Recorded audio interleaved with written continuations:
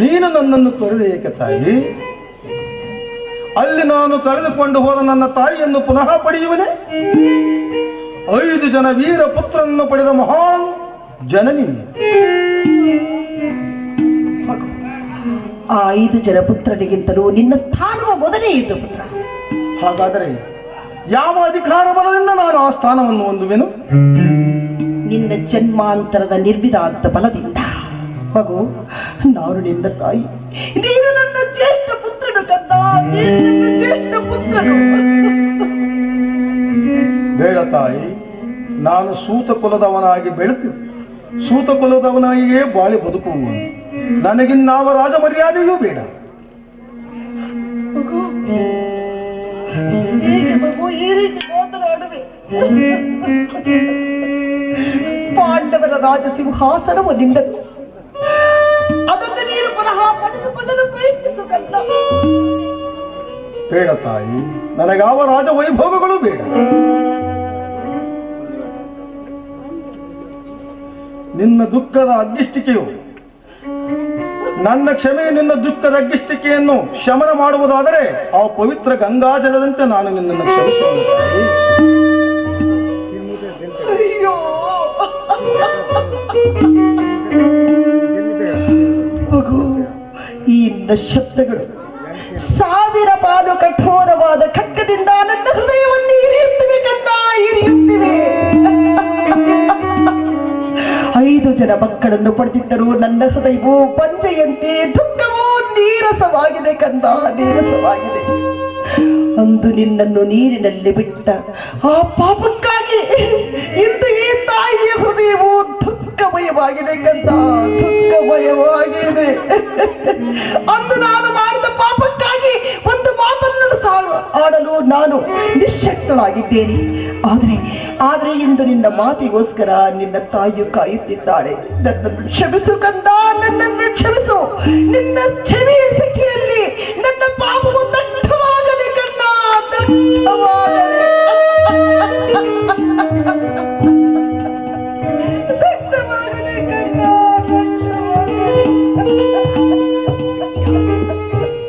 ಇದೇನು ಕನಸೇ ಇದೆಯವಾ? ಹೆತ್ತ ತಾಯಿಯಿಂದ ತ್ಯಜಿಸಲ್ಪಟ್ಟವನಾಗಿ ನಾನು ಗಂಗೆಯ ಅಂಗಳದಲ್ಲಿ ಅದಿರಿತನಿಗೆ ಸಿಕ್ಕೆನೆಂದು ಜನರು ಹೇಳುತ್ತಿದ್ದರು. ಕಳೆದು ಹೋದ ಆ ನನ್ನ ತಾಯಿ ಕೆಲವು ವೇಳೆ ನನ್ನ ಕನಸಿನಲ್ಲಿ ಅವಕುಂಠನಾವತಿಯಾಗಿ ಕಾಣಿಸಿಕೊಳ್ಳುತ್ತಿದ್ದರು. ಪರದೆಯನ್ನು ಕಿತ್ತು ಮುಖವನ್ನು ನೋಡುವುದಷ್ಟರಾಗಿ ನನಗೆ ಎಚ್ಚರವಾಗುತ್ತಿತ್ತು. ಇಂದು ಆ ನನ್ನ ಕನಸಿನ ಮಾಯಾ ರೂಪವು ಮೂರ್ತಿವೆತ್ತಂತಾಗಿ ನನ್ನ ಕಣ್ಣ ಮುಂದೆ ನಿಂತಿರುವುದೇ, ಅಥವಾ ನಾನು ಎಚ್ಚರದಲ್ಲಿ ಕನಸು ಕಾಣುತ್ತಿರುವೆನೆ? ನೋಡು ತಾಯಿ, ನೋಡು. ಸಂಜೆಯು ಕಳೆದು ಇರುಳಿನ ಮುಸುಕಿನಲ್ಲಿ ಗಂಗೆಯ ಆಚೆಯ ತೀರದಲ್ಲಿ ನಿನ್ನ ಮಕ್ಕಳ ಸೈನ್ಯದ ಶಿಬಿರವು 1000 ದೀಪಗಳಿಂದ ರಾರಾಜಿಸುತ್ತಿದೆ. ಇತ್ತ ಈ ಪಾರ್ಶ್ವದಲ್ಲಿ ಕೌರವರ ಸೈನ್ಯದ ಶಿಬಿರವು ಅಗಣಿತ ದೀಪರಾಜಗಳಿಂದ ಶೋಭಿಸುತ್ತಿದೆ. ಈ 2 ಸೈನ್ಯಗಳು ನಾಳೆ ಪ್ರಾತಃ ಕಾಲದಲ್ಲಿ ಪ್ರಾರಂಭವಾಗುವ ಕುರುಕ್ಷೇತ್ರ ರಣಾಂಗಣದಲ್ಲಿ ಘೋರ ಯುದ್ಧವನ್ನು ಮಾಡುವುದು.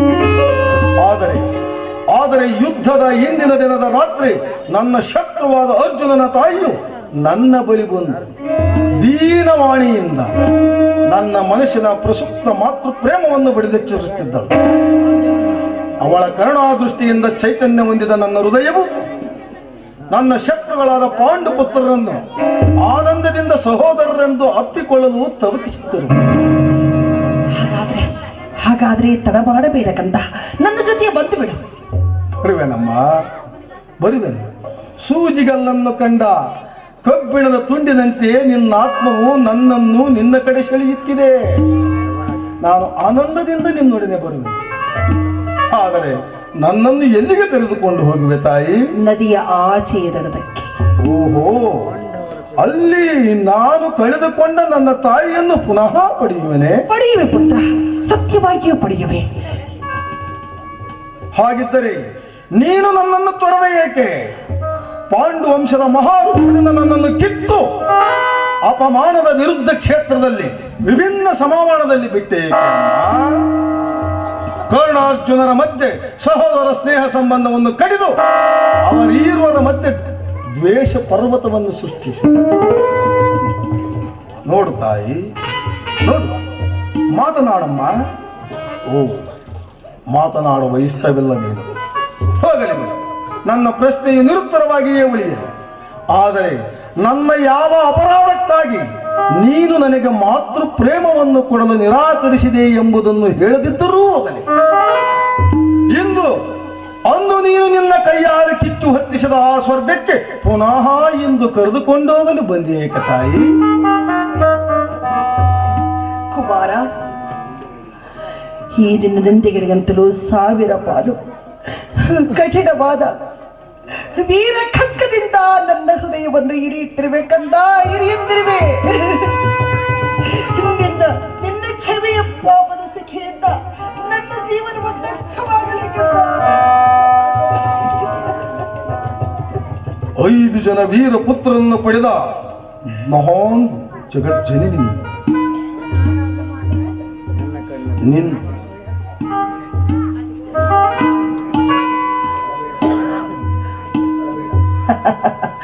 ಪಾಪ ಬೀಜವನ್ನು ಬಿತ್ತುವಾಗ ನಾವು ತಿಳಿಯಬಹುದು ಅಲ್ಪವಾದುದು ಎಂದು, ಅದನ್ನು ಬುಡ ಸಮೇತ ಕಿತ್ತು ಹಾಕಬಹುದು ಎಂದು.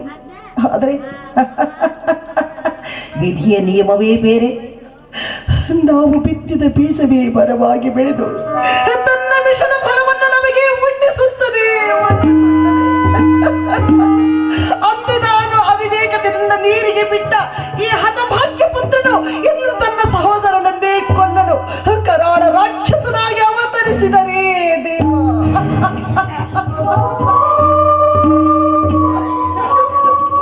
ಚಿಂತಿಸಿದರಮ್ಮ, ಚಿಂತಿಸಿದರು. ಈ ಯುದ್ಧದಲ್ಲಿ ಪಾಂಡವರಿಗೆ ಜಯವೆಂದು ನನ್ನ ಅಂತರಾತ್ಮವು ದುಡಿಯುತ್ತಿದೆ. ನಾನು ಕೇವಲ ಅಶಾಂತಿಯ ವಿಫಲ ಕದನವನ್ನು ಹುಡುಕುತ್ತಿರುವನೆಂಬುದನ್ನೂ ಬಲ್ಲೆ. ಆದರೆ ನನ್ನ ಮಿತ್ರ ಸುಯೋಧನ ಸಾರ್ವಭೌಮನ ಗೆಳೆತನವನ್ನು ಮಾತ್ರ ಬಿಡಿ ಎಂದು ಹೇಳಬೇಡ. ಏಕೆಂದರೆ ವೈಭೋಗದ ದಿನಗಳಲ್ಲಿ ನಾನು ಅವನಿಗೆ ಗೆಳೆಯನಾಗಿದ್ದೆ. ಮುಂದೆ ಅವನಿಗೆ ಒದಗುವ ದುರ್ಗತಿಯ ದುರ್ಮರಣವನ್ನು ಸಹ ಆನಂದದಿಂದ ಎದುರುಗೊಳ್ಳುವೆ.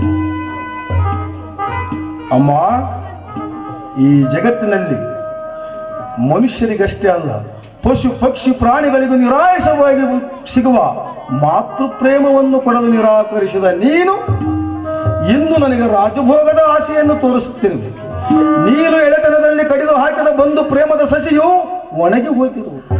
ಒಣಗಿದ ಗಿಡ ಮರಗಳಿಂದ ಫಲಪುಷ್ಪ ತಾಂಬೂಲಾದಿಗಳನ್ನು ಪಡೆಯಲಾಗುತ್ತಿಲ್ಲ. ಹೋಗಲಿ ಬಿಡಿ ತಾಯಿ, ನೀನು ಚಿಂತಿಸಿದರು. ನಿನಗೇನು ಬೇಕಷ್ಟೇ ಹೇಳಿ.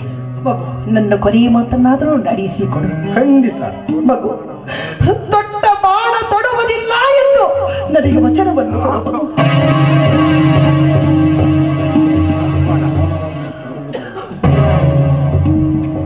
ದೊಡ್ಡ ಬಾಣವನ್ನು ತೊಡುವುದಿಲ್ಲ. ಆಗಲಿ ಅಮ್ಮ, ಆಗಲಿ. ದೊಡ್ಡ ಬಾಣವನ್ನು ತೊಡುವುದಿಲ್ಲ. ಅರ್ಜುನನ ಹೊರತಾಗಿ ನಿನ್ನ ಉಳಿದ ಮಕ್ಕಳ ಮೇಲೆ ನಾನು ಕೈ ಮಾಡುವುದಿಲ್ಲವೆಂದು ಈಗ ಪ್ರಮಾಣ ಮಾಡು.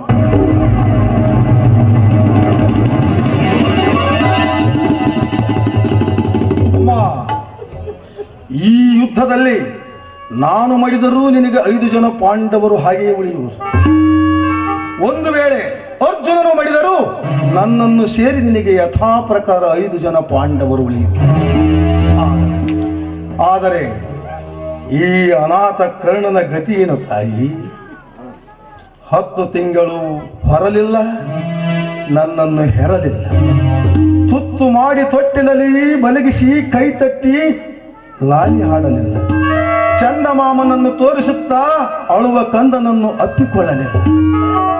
ಈಗ ಎತ್ತ ತಾಯಿ ಎಂದು ಹತ್ತಿರ ಬಿಟ್ಟುಕೊಂಡರೆ ದೊಡ್ಡ ಬಾಣವನ್ನು ತೊಡುವುದಿಲ್ಲ ಎಂಬ ವರವನ್ನು ಪಡೆದು ಬೆನ್ನಿಗೆ ಚೂರು. ಹೇ ವಿಧಾತನೇ, ಈ ಸೃಷ್ಟಿಯಲ್ಲಿ ನನಗಿಂತ ನಿರ್ಭಾಗ್ಯನು ಮತ್ತಾರು ಇಲ್ಲ. ಆಗಲಿ ಆಗಲಿ ಅಮ್ಮ, ಮುಂದೆ ನಾನು ನಿನ್ನನ್ನು ಮತ್ತೆ ಕಾಣುವನೋ ಇಲ್ಲ. ಆದ್ದರಿಂದ ನನ್ನ ಅಂತರಾತ್ಮವು ನುಡಿಯುತ್ತಿದೆ. ಬಾಯಿ ತುಂಬ ಅಮ್ಮ ಅಮ್ಮ ಎಂದು ಕರೆದು ನಿನ್ನನ್ನು ಅಪ್ಪಿಕೊಳ್ಳಲಾದರೂ ಅವಕಾಶ ನೀಡುವೆಯಾ? ಅಮ್ಮ ಎಂದು ಕರೆಯ ಮಗು, ಕರೆಯ ಮಗು.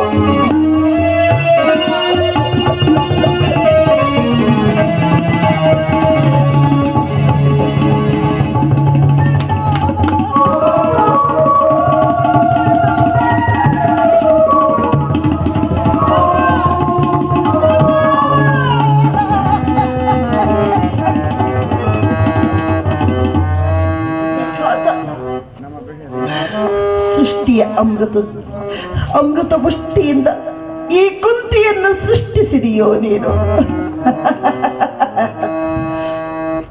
ಕರ್ಮಕ್ಕೆ ತಕ್ಕ ಫಲ, ಕರ್ಮಕ್ಕೆ ತಕ್ಕ ಪ್ರಾಯಶ್ಚಿತ್ತ. ಸುಖ ಜೀವನ ಕಾಣದಾದೆ, ಸುಖ ಜೀವನ ಕಾಣದಾದೆ, ಸುಖ ಜೀವನ ಕಾಣದಾದೆ, ಸುಖ ಜೀವನ ಕಾಣದಾದೆ, ಸುಖ ಜೀವನ ಕಾಣದಾದೆ. ಮನ ಕಾಮನ ಕನಸಾದುದೇ, ಮನ ಕಾಮನ ಕನಸಾದುದೇ, ದೇವದಯ ಘನ ಸುಖ ಜೀವನ ಜೀವನ ಕಾಣದಾದೆ, ಸುಖ ಜೀವನ ಕಾಣದಾದೆ, ಸುಖ ಜೀವನ ಕಾಣದಾದೆ.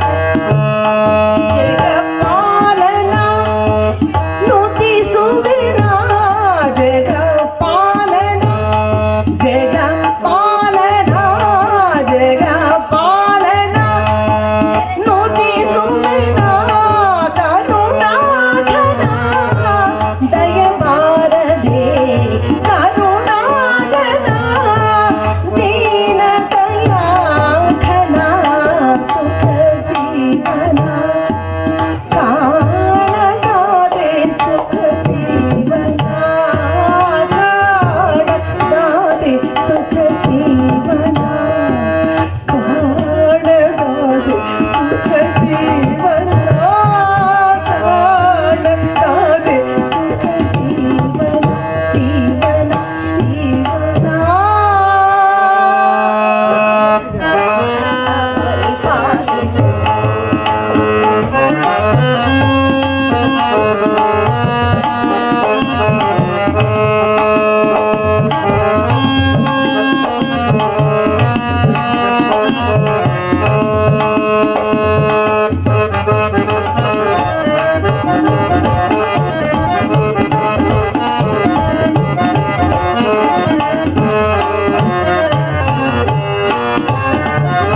ನೀನಿರುವ ಅಂಗಳ ಆಮನೆ ಮಂಗಳ, ನೀನಿರುವ ಅಂಗಳ ಆಮನೆ ಮಂಗಳ, ಆನಂದ ತುಂಬಿದ ನಗೆಯ ಬೆಳದಿಂಗಳ, ಆನಂದ ತುಂಬಿದ ನಗೆಯ ಬೆಳದಿಂಗಳ. ನಿನ್ನಿಂದ ಇಹವು ನಿನ್ನಿಂದ ಪರವು, ನಿನ್ನಿಂದ ಇಹವು ನಿನ್ನಿಂದ ಪರವು, ಸೌಭಾಗ್ಯವತಿಯೇ ಪರಮ ಪಾವನವು, ಸೌಭಾಗ್ಯವತಿಯೇ ಪರಮ ಪಾವನವು. ಶ್ರೀ ಮುರಳಿ ಘನಶ್ಯಾಮ ದೇವ ಅನವರತ ಪರಿಪಾಲಿಸು, ದೇವ ಅನವರತ ಪರಿಪಾಲಿಸು, ಪರಿಪಾಲಿಸು. ಹೇ ಕೃಷ್ಣ ದೀನ ದಯಾನಿಧಿ ವಾಸುದೇವ, ನಿನ್ನ ಹೊರತಾಗಿ ನನಗೆ ಬೇರೆ ಗತಿ ಯಾರು? ಆತ್ಮೀಯ ಸ್ವಜನರಿಂದ ಪರಿಚಯಿಸಲ್ಪಟ್ಟೆನು. ನನ್ನ ಕೈ ಹಿಡಿದ ಪತಿಗಳು ಭೋಗ್ಯ ವಸ್ತುವಿನಂತೆ ನನ್ನನ್ನು ಯುದ್ಧದಲ್ಲಿ ಪಣವಾಗಿಟ್ಟು ಸೋತರು. ಹಸ್ತಿನಾವತಿಯ ರಾಜಸಭೆಯಲ್ಲಿ ಸರ್ವರ ಸಮಕ್ಷಮ ದುಶ್ಯಾಸನಿಂದ ಅಪಮಾನಿತನಾದೆನು. ರಾಜನಗರವನ್ನು ತ್ಯಾಗ ಮಾಡಿ ಅನಾಥ ಭಿಕ್ಷುಕಿಯಂತೆ ಕಾಡಿಂದ ಕಾಡಿಗೆ ಅಲೆದಂತಾಯ್ತು. ಕದ್ದ ಕಳ್ಳನಂತೆ ತಲೆಮರೆಸಿಕೊಂಡು ಕೀಚಕನ ಭಂಗವನ್ನು ಸಹಿಸಿದೆನು. ಇನ್ನು ನನ್ನ ಕಷ್ಟಗಳು ಕಳೆದವೆಂದು ಕೊನೆಗೆ 2 ದಿನಗಳಾದರೂ ಸುಖವಾಗಿರೋಣವೆಂದು ಭಾವಿಸಿದರೆ ಹೆಜ್ಜೆ ಹೆಜ್ಜೆಗೂ ಈ ಅಪಮಾನ. ಛೇ ವಿಧಾತ, ಈ ದ್ರೌಪದಿಯ ಹಣೆಯಲ್ಲಿ ಇನ್ನೂ ಏನನ್ನು ಬರೆದಿರುವೆ ದೇವರೇ.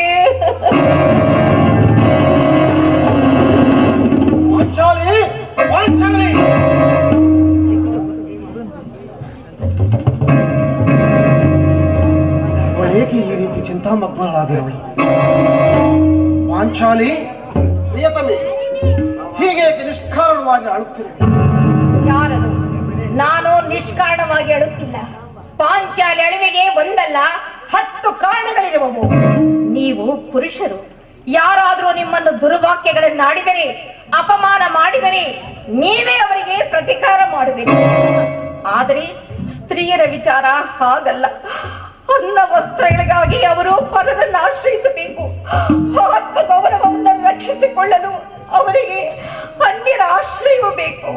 ಪರಮೇಶ್ವರ, ಇಂಥ ಪರಾಧೀನ ಸ್ತ್ರೀ ಜಾತಿಯನ್ನು ಹೀಗೆ ಸೃಷ್ಟಿಸಿದೆ ದೇವರೇ. ಅಳಬೇಡ, ಅಳಬೇಡ ಪಾಂಚಾಲಿ, ಅಳಬೇಡ. ಸ್ತ್ರೀಯರ ಪರಾಧೀನತೆಯು ಸಮಾಜದ ನಿಯಮ. ಭಗವತ್ ಸ್ವರೂಪಿಗಳಾದ ಋಷಿಗಳ ಮಹದಾಜ್ಞೆ. ಪತ್ನಿಯನ್ನು ಯುದ್ಧದಲ್ಲಿ ಪಣವಾಗಿಟ್ಟು ಸೋಲುವಂತೆ ಋಷಿಗಳೇ ಆಜ್ಞೆ ಮಾಡಿದ್ದಾರಲ್ಲವೇ? ಅಯ್ಯೋ, ಪತಿಗಳು ತಪಸ್ಸು ಮಾಡಿ ಪಡೆಯಬೇಕು ಇಂಥ ಪತಿಗಳನ್ನು. ಅಣ್ಣನ ಒಂದು ದಿನದ ಅವಿವೇಕದಿಂದ ಈ ನಿಂದನೆಯು ನಮಗೆ ಸಾಯುವವರೆಗೂ ತಪ್ಪಿದ್ದಲ್ಲ. ಪಾಂಚಾಲಿ, ಪ್ರಿಯತಮೆ, ಅಣ್ಣನ ಅಪರಾಧವನ್ನು ಕ್ಷಮಿಸುವಂತೆ ನಿನ್ನಲ್ಲಿ ನಾನು ಎಷ್ಟು ಸಾರಿ ಬೇಡಿಕೊಂಡಿಲ್ಲ. ಪ್ರಿಯೆ, ಆದುದು ಆಗಿ ಹೋಯಿತು, ಮರೆತು ಬಿಡು ಅದನ್ನು. ಈ ದಿನ ನೀನೇಕೆ ಹೀಗಾಗಿರುವೆ ಅದನ್ನು ತಿಳಿಸಬಾರದೇಕೆ? ತಿಳಿಸುವೆನು ನಾಥ, ಆದರೆ ಅದರಿಂದಾಗುವ ಪ್ರಯೋಜನವೇನು? ನೀನು ಅಣ್ಣನ ಆಜ್ಞಾಧಾರಕನು. ಅಣ್ಣನಾಜ್ಞೆಯ ಹೊರತು. ಪಾಂಚಾಲಿ, ಅದು ಇಂದಿನ ಮಾತು. ನಾನೀಗ ಯಾರ ಆಜ್ಞಾಧಾರಕನೂ ಅಲ್ಲ. ಹಾಗಾದ್ರೆ ಕೇಳು. ಈ ದಿನ ಹಸ್ತಿನಾಂಬೆಯ ಮಂದಿರಕ್ಕೆ ದೇವಿಯ ದರ್ಶನಕ್ಕೆ ಹೋಗಿದ್ದೆ. ದುರ್ಯೋಧನನ ಪತ್ನಿಯಾದ ಭಾನುಮತಿಯು ಬಂದಿದ್ದಳು. ಅವಳು ನನ್ನನ್ನು ನೋಡಿ ನಕ್ಕು, ನಿನ್ನ ಪತಿಗಳು ವಾಸಕ್ಕಾಗಿ 5 ಗ್ರಾಮಗಳನ್ನು ಬೇಡಲು ದೂತನನ್ನು ಆಸ್ಥಾನಕ್ಕೆ ಕಳಿಸಿದ್ದರು. ಇನ್ನೇನು ಸಂಧೆ ಆಗುವುದು. ಆಗಲಾದರೂ ಈ ನಿನ್ನ ಬಿಚ್ಚಿದ ಕೇಶರಾಶಿಯನ್ನು ಮುಡಿಗಟ್ಟುವಿಯಷ್ಟೇ ಎಂದು ಕೇಳಿದಳು. ಏನು? ದುರ್ಯೋಧನ ಪುನಃ ಸಂಧಿಗೆ ಪ್ರಯತ್ನ? ಹಾಗಾದರೆ ನನ್ನ ಸಂದೇಹವು ನಿಶ್ಚಯವಾಗಿ. ಯಾರು ರಾಯವಾರಖ್ಯವಾಗಿದ್ದವರು? ಶ್ರೀಕೃಷ್ಣನು.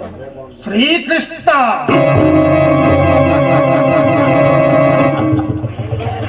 ಕಪಟ ನಾಟಕ ಸೂತ್ರಧಾರಿ, ಗೋಪಾಂಗನೆಯರ ವಿಲಾಸ ವಿಭ್ರಮಗಳಲ್ಲಿ ಮೈಮರೆತನಾದ ಆ ಯದುಪತಿಯು ಯುದ್ಧವನ್ನು ಮರೆಯುವುದು ಸಹಜ. ಅರ್ಜುನನು ದ್ವಾರಕೆಯಿಂದ ಹಿಂದಿರುಗದಾಗಲೇ ಹೀಗಾಗಬಹುದೆಂದು ನಾನು ಊಹಿಸಿದ್ದೆ. ಪಾಂಚಾಲಿ, ಆ ಭಾನುಮತಿಗೆ ನೀನೇನೆಂದು ಉತ್ತರಿಸಿದೆ? ಪ್ರಶ್ನೆಗೆ ಸರಿಯಾದ ಉತ್ತರವನ್ನೇ ಕೊಟ್ಟೆ. ಏನೆಂದು? ನಿನ್ನ ಮುಡಿಯನ್ನು ಬಿಡಿಸುವವರೆಗೂ ನನ್ನ ಮುಡಿಯನ್ನು ಕಟ್ಟುವುದಿಲ್ಲವೇ? ಭಾಪುರೇ ಪಾಂಚಾಲಿ,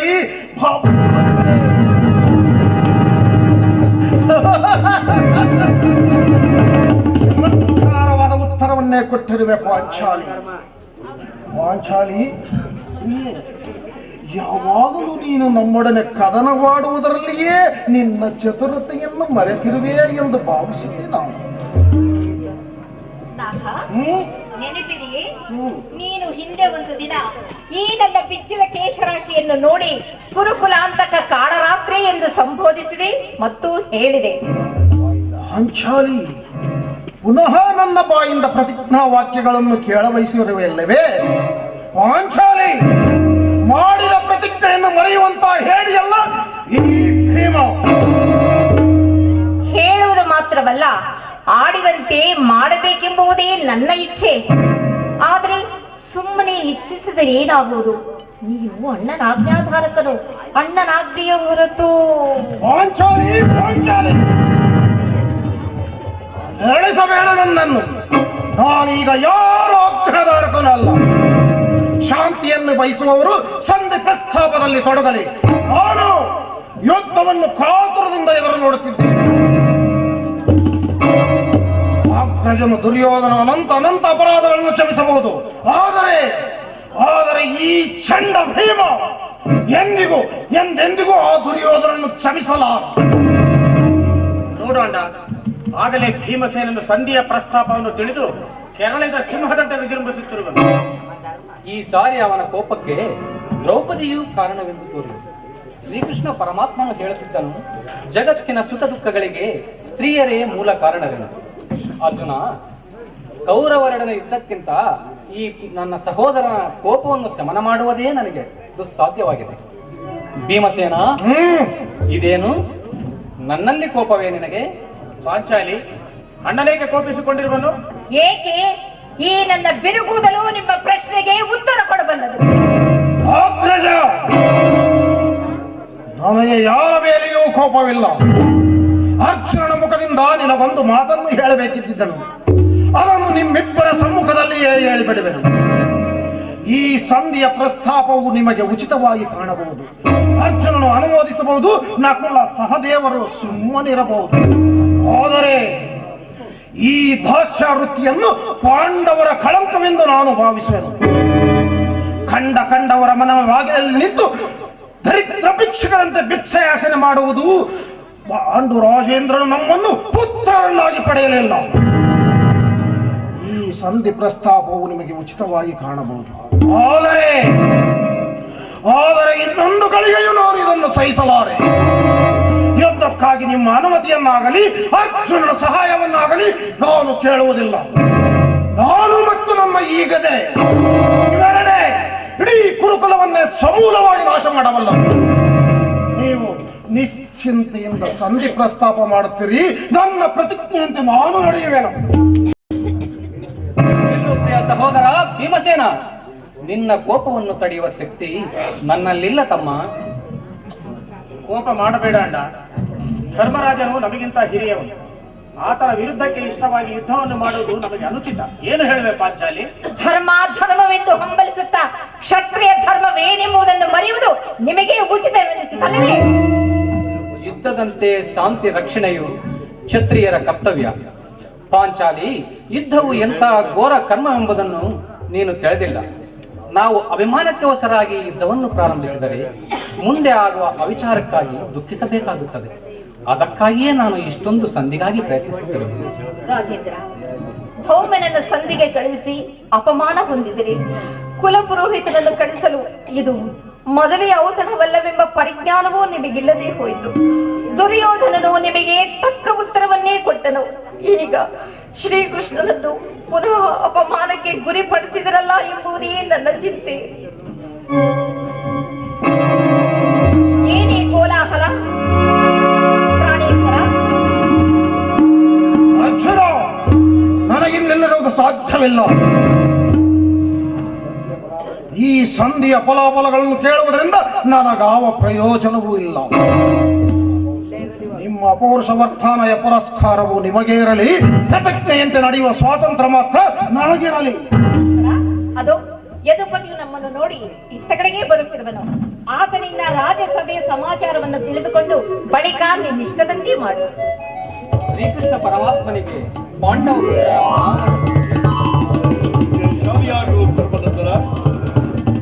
ಕೃಷ್ಣದೇವ, ಹೋಗಿದ ಕೆಲಸವೇನಾಯಿತು? ಹೋದವರಾರು ಕೃಷ್ಣನಲ್ಲವೇ? ಅಂದರೆ ಎಲ್ಲವೂ ಸಮರ್ಪಕವಾಗಿ ನಡೆಯಿತು. ಭೀಷ್ಮಾದಿಗಳು ನನ್ನನ್ನು ಬಹುವಾಗಿ ಸನ್ಮಾನಿಸಿದರು.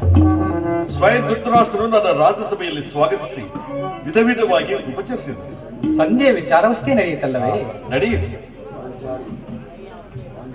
ಅರ್ಜುನ, ನಾನಿಲ್ಲಿರುವುದು ಸಾಧ್ಯವಿಲ್ಲ. ಅವರಿಚ್ಛೆಯಂತೆ ಅವರು ನಡೆಯಲಿ, ನನಗೆ ತೋರಿದಂತೆ ನಾನು ನಡೆಯಲಿ. ಸ್ವಲ್ಪ ಕಡೆ ಕೃಷ್ಣನ ಮಾತು ಮುಗಿಯಲಿ. ಮಾತು ಮುಗಿಯುವುದರೊಳಗಾಗಿ ನನ್ನ ತಾಳ್ಮೆಯು ಮುಗಿದು ಹೋಗು.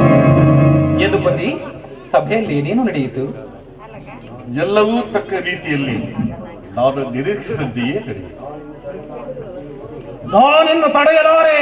ರುಕ್ಮಿಣೀಪತಿ ಅಗ್ರಜನ ಅಪೇಕ್ಷೆಯಂತೆ 5 ಗ್ರಾಮಗಳಿಗೆ ಸಂಧಿಯಾಯಿತಷ್ಟೇ. ನಾನು ಹೋಗಿದ್ದುದು ಅದಕ್ಕಾಗಿ ಅಲ್ಲವೇ ಭೀಮಸೇನ? ಭಲೆ ಭಲೆ ಕೃಷ್ಣ, ಭಲೆ. ನಿನ್ನ ಅಭಿಮತವು ಈಗ ತಿಳಿಯಿತು. ಅಜ್ಞಾತವಾಸದ ನೆಪದಿಂದ ಅರ್ಜುನನಿಗೆ ಬಳೆ ತೊಡಿಸಿದೆ. ಈಗ ಸಂಧಿಯ ನೆಪದಿಂದ ನಮಗೆಲ್ಲರಿಗೂ ಬಳೆ ತೊಡೆಯಲು ಅವಣಿಸುತ್ತಿರುವಯ ಯಾದವಾಗ್ರಣಿ, ಪಾಂಡು ಪುತ್ರರ ಮೇಲೆ ನಿನಗೇಕಿಷ್ಟೊಂದು ಆಕ್ರೋಶವೇಕೆ? ಭೀಮಸೇನ, ನಿನಗಿಷ್ಟೊಂದು ಅಸಹನೆ ಏಕೆ? ಸಾವಧಾನದಿಂದ ಎಲ್ಲವನ್ನೂ ಕೇಳು. ಇದು ನಿನಗೆ ಹೆಚ್ಚಿಗೆ ಸಂಬಂಧಿಸಿದೆ ಎಂದು ನಾನು ಹೇಳಲಿಲ್ಲವೇ? ಈ ಸ್ವಾಭಿಮಾನ ಶೂನ್ಯವಾದ ಸಂಧಾನದೊಡನೆ ಈ ಚಂಡ ಭೀಮನಿಗಂತಹ ಸಂಬಂಧ ಇರುವುದು. ಅತ್ಯಂತ ನಿಕಟವಾದ ಸಂಬಂಧವೂ ಇರುವುದು. ಕೃಷ್ಣ, ಮುಂದೇನಾಯಿತು? ನಿಮ್ಮ ಸಂದೇಶವನ್ನು ರಾಜ್ಯಸಭೆಯಲ್ಲಿ ತಿಳಿಸಿದರು. ಅವರೆಲ್ಲರೂ ಒಪ್ಪಿದರು. ಯಾರು ಒಪ್ಪಿದರು? ಭೀಷ್ಮ, ದ್ರೋಣ, ಧೃತರಾಷ್ಟ್ರ ಇನ್ನು ಮುಂತಾದವರೆಲ್ಲ ಒಪ್ಪಿದರು. ನನಗಿನ್ನು ಕೆಲಸವಿಲ್ಲ ಕೃಷ್ಣ. ಈ ದುರ್ವಾರ್ತೆಯನ್ನು ಕೇಳಬೇಕೆಂಬುದು ನಿನ್ನ ಅಭಿಷ್ಠೆಯಾಗಿತ್ತು. ಅದನ್ನು ಸಾಧಿಸಿದೆ ಕೃಷ್ಣ. ನಾನಿನ್ನು ಹೋಗುವೆನು. ಸಹೋದರರೇ, ನಿಮ್ಮ ಅಪೌರುಷ ವರ್ತನೆಯ ಪುರಸ್ಕಾರವನ್ನು ನೀವೇ ಪುಂಜಿಸಿರಿ. ಇದರಲ್ಲಿ ಈ ಭೀಮನು ಯಾವ ಪಾಲನ್ನು ಅಪೇಕ್ಷಿಸಲಾರ.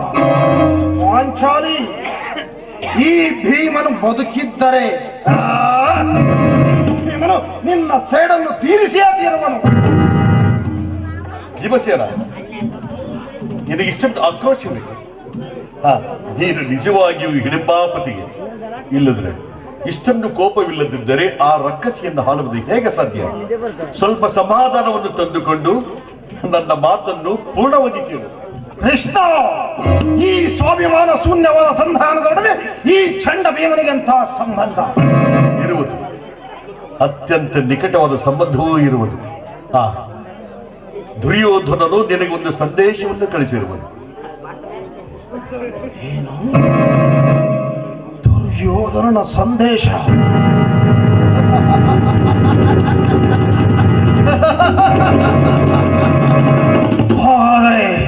ಹಾಗಾದರೆ ಅದರ ಉದ್ದೇಶ ಸಂಧಿಯಲ್ಲ. ಹೇಳು ಕೃಷ್ಣ, ಆ ಸಂಧಿಯ ಉದ್ದೇಶ? ಸಂದೇಶವನ್ನು ಕೇಳುವ ಬದಲು ನೀನು ಸಮಾಧಾನದಿಂದ ನನ್ನ ಬಳಿಯಲ್ಲಿ ಕೈ ಕಟ್ಟಿ ಕುಳಿತುಕೊಳ್ಳಬೇಕು. ಇಲ್ಲ ಕೃಷ್ಣ, ನಿಂತಲ್ಲಿಯೇ ಹೇಳಿಬಿಡುವುದು. ಇಲ್ಲ, ನೀನು ಕುಳಿತುಕೊಳ್ಳದ ಹೊರತು ನಾನು ಹೇಳುವುದಿಲ್ಲ.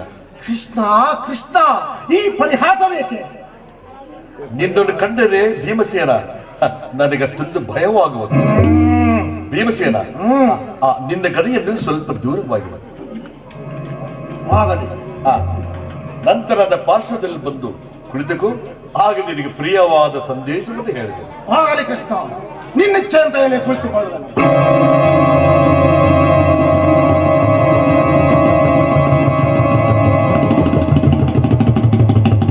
ಹಾಗಾದರೆ ನೀನು ಈಗ ನನ್ನ ಬಂದಿ. ಅದು ಆಗಲಿ. ಕೋಪವಿಲ್ಲ ತಾನೆ? ಅರ್ಜುನ, ಕ್ಷಣಕಾಲ ಈ ಗದೆಯನ್ನು ನೀನು ಹಿಡಿದು ಯಾಜ್ಞಸೇನಿ ಸಮೀಪಕ್ಕೆ ಬಾ. ನಾನು ಹೇಳಿದಂತೆ ಮಾಡಬೇಕು ಕಂಡಿಯ? ನಾನು ನಿನ್ನ ಮಾತನ್ನು ಎಂದಾದರೂ ಮೀರಿರುವೆ? ಹಾಗಾದರೆ ತೆಗೆದುಕೋ ಈ ಹಗ್ಗವನ್ನು. ಇದು ನನಗೊಂದು ಕಡೆ ಪುರಸ್ಕಾರ ರೂಪವಾಗಿ ದೊರೆಯಿತು.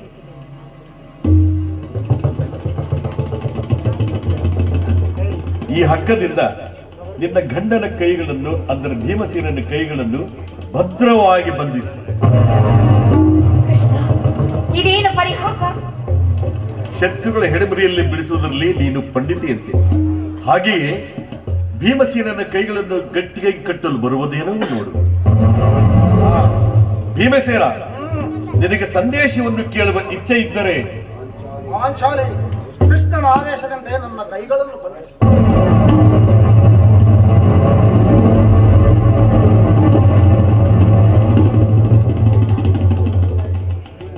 ಈಗ ಕೇಳಿದೆ, ಎಲ್ಲರೂ ನನ್ನ ಮಾತನ್ನು ಕೇಳಿ. ಧರ್ಮಜ, ಕಿರೀಟಿ, ಯಾಜ್ಞಸೇನಿ, ಭೀಮ ಎಲ್ಲರೂ ನನ್ನ ಮಾತನ್ನು ಕೇಳಿದರು. ಭೀಮನನ್ನು ಬಂಧಿಸುವ ಈ ಹಗ್ಗವು ಇಂದು ರಾಜಸಭೆಯಲ್ಲಿ ನನ್ನ ಅಂಗಾಂಗಗಳನ್ನು ಬಂಧಿಸಲು ಅನುವಾಗಿತ್ತು. ಯಾರು ಈ ಕೆಲಸವನ್ನು ಯಾರು ಈ ಕೆಲಸವನ್ನು ಮಾಡಿದ್ದಾರೆ? ಏನು ಹೇಳಿದೆ ಕೃಷ್ಣ?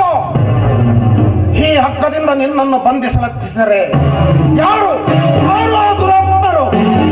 ದುರಾಚಾರ್ಯದ ದುರ್ಯೋಧನನು ಆಜ್ಞೆ ಮಾಡಿದನು, ದುರಾಚಾರ್ಯರವರನ್ನು ನಮ್ಮ ದುಶ್ಯಾಸನನು ಪಾಲನೆ ಮಾಡಿದನು.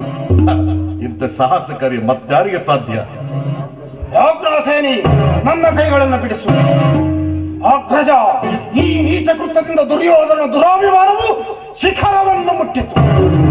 ನಮ್ಮ ಪ್ರಿಯ ಬಂಧುವಾದ ಶ್ರೀಕೃಷ್ಣನನ್ನು, ಯಾದವ ಘಣಿಯನ್ನು ಮತ್ತೆ ಪಾಂಡವ ರಾಯಭಾರಿಯನ್ನು ಆ ಕುಂದಿ ಕೌರವರು ಈ ರೀತಿ ಅಪಮಾನಗೊಳಿಸಿದನೆ. ಅಗ್ರಜ, ಧನಂಜಯ, ಇದಕ್ಕೆ ನಿಮ್ಮ ಉತ್ತರವೇನು? ಇಷ್ಟು ಮಾತ್ರವಲ್ಲ, ಸಂಧಾನಕ್ಕೆ ಕೊಟ್ಟ ದುರ್ಯೋಧನನ ಉತ್ತರವನ್ನೂ ಕೇಳಿದೆ. 5 ಮಾರು ಭೂಮಿಯನ್ನು ಕೊಡಲು ದುರ್ಯೋಧನನು ಸಮ್ಮತಿಸಲಿಲ್ಲ. ನೀವು ಸಂಧಿಯನ್ನು ಅಪೇಕ್ಷಿಸುವುದಾದರೆ ಅದು ರಣಾಂಗಣದಲ್ಲಿ ಶಸ್ತ್ರಾಸ್ತ್ರಗಳ ಅಸ್ಪಾನದಲ್ಲಿ ದೊರಕುವುದಂತೆ. ಈ ಸಂದೇಶಕ್ಕೆ ನಮಗಿನ್ನ ಉಳಿದಿರುವುದು ಒಂದೇ ಉತ್ತರ, ಅದು ಯುದ್ಧ. ನನ್ನ ಎಲ್ಲಾ ಪ್ರಯತ್ನಗಳನ್ನು ವಿಫಲವಾಗಿ ಮಾಡಿ ಮುಂದೆ ಬಂತು ನಿಂತಿತು ಯುದ್ಧ. ಕೃಷ್ಣ ಪರಮಾತ್ಮ, ನೀನು ಎಲ್ಲಾ ತಿಳಿದಿರುವೆ. ನಾನು ಈ ಯುದ್ಧವನ್ನು ಅಪೇಕ್ಷಿಸಿದವನೆಲ್ಲವೆಂದು ಸಂಧಿಗಾಗಿ ಎಷ್ಟೊಂದು ಪ್ರಯತ್ನ ಮಾಡಿದನೆಂದು. ನನ್ನ ಕೈಗಳನ್ನು ಬೇಡ ಬೇಡ, ನಾನೇ ಬಿಚ್ಚಿಕೊಂಡು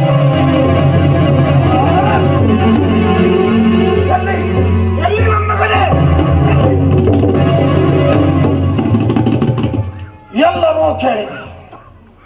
ಆ ದಿನ ದುರ್ಯೋಧನ ಒಟ್ಟೋಲಗದಲ್ಲಿ ನಮ್ಮ ದುರ್ದೈವವು ಕೌರವ್ಯದ ಪರಮಾವಧಿಯನ್ನು ಮುಟ್ಟಿದಾಗ ಆ ದುರುಳ ದುಶ್ಯಾಸನದಿಂದ ಅಪಮಾನ ಹೊಂದಿ ಮುಕ್ತ ಕೇಶಿಯಾಗಿ ಕಣ್ಣೀರಿಡುತ್ತಾ ಪಾಂಡವರ ಅಪಕೀರ್ತಿಯೇ ರೂಪುಗೊಂಡಂತೆ ನಿಂತಿದ್ದ ಈ ಪಾಂಚಾಲ ರಾಜನಂದಿನಿಯ ಸಮ್ಮುಖದಲ್ಲಿ ನಾನೊಂದು ಪ್ರತಿಜ್ಞೆ ಮಾಡಿದೆನು. ಪುನಃ ಪುನಃ ಈ ದಿನ ಯುದ್ಧ ಸನ್ನದ್ಧರಾಗುವ ಮೊದಲು ಮತ್ತೊಮ್ಮೆ ಪ್ರತಿಜ್ಞೆ ಮಾಡುವೆನು. ಆ ದುರುಳ ದುಶ್ಯಾಸನ ಒಕ್ಕ ಸ್ಥಳದ ನೆತ್ತರನಿಂದ ಪಾಂಚಾಲಿಯ ಮುಡಿ ಕಟ್ಟುವೆನು. ಪಾಂಚಾಲಿಯನ್ನು ನೋಡಿ ತೊರೆ ತಟ್ಟಿದ್ದ ಆ ಕೌರವ ಕುನ್ನಿ ದುರ್ಯೋಧನನ ತೊಡೆ ಮುರಿದು ಅವನ ಅವಸಾನವನ್ನು ಕಾಣುವೆನು. ಇದೇ ನನ್ನ ಪ್ರತಿಜ್ಞೆ, ಇದೇ ನನ್ನ ಪ್ರತಿಜ್ಞೆ.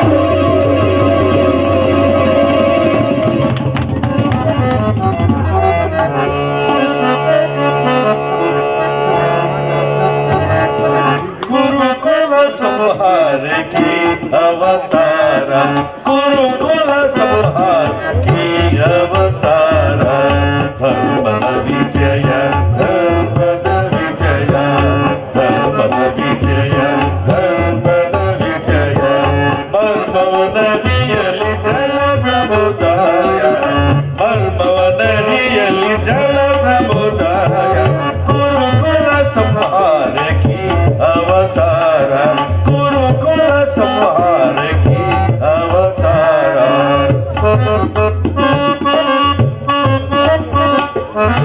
ಜಯ ಸಂಕೇತ ಹನುಮ ಪತಾಕ, ಜಯ ಸಂಕೇತ ಹನುಮ ಪತಾಕ, ಜಯವಾಗಲಿ ಕುರು ನಂದ ದೀಪ, ಜಯವಾಗಲಿ ಕುರು ನಂದ ದೀಪ, ಗುರುಕುಲ ಸಂಹಾರ ಕಿ ಅವತಾರ, ಗುರುಕುಲ ಸಂಹಾರ ಕಿ ಅವತಾರ, ಧರ್ಮದ ವಿಜಯ, ಧರ್ಮದ ವಿಜಯ, ಧರ್ಮದ ವಿಜಯ, ಧರ್ಮದ ವಿಜಯ, ಮರ್ಮವ ನದಿಯಲ್ಲಿ ಜಲ ಸಮುದಾಯ, ಮರ್ಮವ ನದಿಯಲ್ಲಿ ಜಲ ಸಮುದಾಯ, ಗುರುಕುಲ ಸಂಹಾರ ಕಿ ಅವತಾರ, ಗುರುಕುಲ ಸಂಹಾರ ಕಿ ಅವತಾರ, ಗುರುಕುಲ ಸಂಹಾರ, ಗುರುಕುಲ ಸಂಹಾರ, ಗುರುಕುಲ ಸಂಹಾರ ಕಿ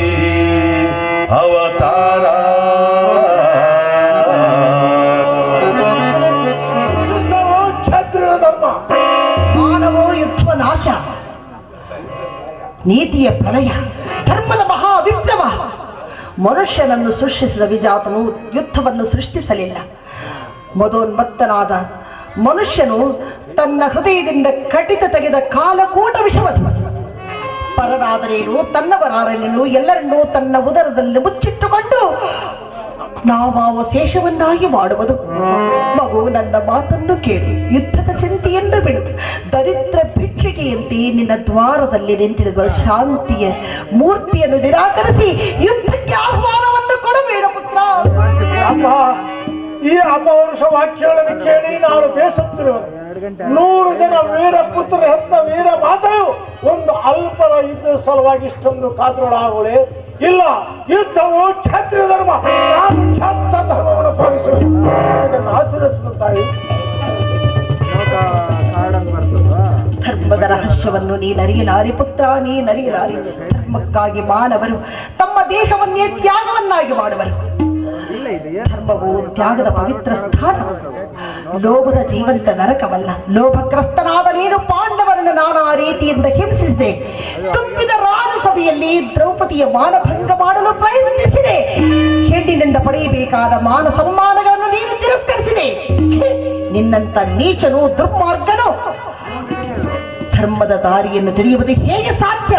ತಿಳಿಯುವುದೇ ಆದರೆ ಪಾಂಡವರನ್ನು ಸಂಧಿಗೆ ಸಮ್ಮತಿಸು. ಅಮ್ಮ, ಪಾಂಡವರು ಮಾಡಿದ ಧರ್ಮ ಸಮ್ಮತವಾದರೆ ಆ ಧರ್ಮಕ್ಕೆ ಶತಾಧಿಕ ಧಿಕ್ಕಾರವಿರಲಿ. ಪತ್ನಿ ಅಪಮಾನ ನೋಡುತ್ತಾ ಎದುರಿಗೆ ಸುಮ್ಮನೆ ಕೂಡ್ತಿರುವುದು ಕ್ಷತ್ರಿಯ ಧರ್ಮ ಅಂತಿರ್ಲಿ. ಮಾನವ ಧರ್ಮವಲ್ಲ. ನನ್ನ ಭಾನುಮತಿಗೆ ಅಥವಾ ನನ್ನ ಅಂತಃಪುರ ದಾಸಿಗಿಂತ ಅಪಮಾನವಾಗಿದ್ರೆ ಏನು ಮಾಡ್ತಿದ್ದೇನೆ ಬಲ್ಲೆಯ? ಆ ಬಡ ಬಂಧವು ನಿರಾಕರಿಸಿ ಸಮಗ್ರ ಪ್ರತಿಕಕ್ಷಾಗಿ ನಿಂತರೂ ಲಕ್ಷಿಸಿದೆ ಆ ಅಪಮಾನದ ಪ್ರತಿರೋಧವನ್ನು ಮಾಡುತ್ತಿದ್ದೆ. ಆದರೆ ಧರ್ಮ ದುರ್ಣರಾದ ಪಾಂಡವರು ಮಾಡಿದ್ದೇನು? ಒಬ್ಬ ನಿಸ್ಸಹಾಯಕನ ಒಪ್ಪದಂತ ತಾಟಿಸ್ಥ ಭಾವ. ಅವರ ಮೇಲೆ ನನಗೆ ಅಷ್ಟೊಂದು ದ್ವೇಷ. ಅವರು ಭರತವಂಶ ಕಲಂಕ ಸ್ವರೂಪರು. ಅವರನ್ನು ಜ್ಞಾತಿಗಳನ್ನು ಅಂಗೀಕರಿಸಿ ಇಚ್ಛವೂ ನನಗಿಲ್ಲ. ಅವರನ್ನು ಸಮೂಲವಾಗಿ ನಾಶ ಮಾಡಿ ದುಷ್ಯಂತನು ಪುಣ್ಯಜನ ಪುಣ್ಯಕ್ಕಿತ್ತಿನ ನಾನು ಉದ್ಧಾರ ಮಾಡುವುದೇ ಈ ಯುದ್ಧದ ಉದ್ದೇಶ. ಅದಕ್ಕೆ ನಾನು ದೀಕ್ಷಾಬದ್ಧನಾಗಿರೋನು. ನನಗೆ ಯುದ್ಧಕ್ಕೆ ಅನುಜ್ಞೆಯನ್ನು ಕೊಡುತ್ತಾರೆ. ಕುಮಾರ, ನನ್ನ ಅನುಮತಿಯನ್ನು ಬಯಸುವಿಯಾ ಕುಮಾರ? ಅದು ಸಾಧ್ಯವಿಲ್ಲ ಕಂದ, ಅದು ಸಾಧ್ಯವಿಲ್ಲ. ಇಷ್ಟೊಂದು ಜನರ ಮರಣದಿಂದ ನನ್ನ ಅನುಮತಿಯು ನಿನಗೆ ಬೇಕೆ? ಅದು ಸುವರ್ಣಾಕ್ಷರಗಳಿಂದ ಬರೆಯಲ್ಪಡುವುದು. ಆ ಕಥೆಯನ್ನು ಓದಿ ಸಕಲ ಮಾನವರು ಆನಂದದಿಂದ ಆನಂದ ಬಾಷ್ಪಗಳನ್ನು ಸುರಿಸುತ್ತಿರುವರು. ಏನಾಗುವುದೋ ಆಗಲಿ, ಅದರಿಂದ ಗಾಂಧಾರಿಗೆ ಬರುವ ನಷ್ಟವೇನು? ನಡೆವಿದರ ಎತ್ತರವಾದ ಸ್ಥಳದಲ್ಲಿ ಕುಳಿತು ಗುರು ಪಾಂಡವರ ಸೈನ್ಯದ ಆಟವನ್ನು ನೋಡುವ. ಕಳೆದುಕೊಂಡು ಹೋಗು ವಿದುರ. ಗಾಂಧಾರಿ ವೀರಪುತ್ರಿ, ವೀರಪತ್ನಿ.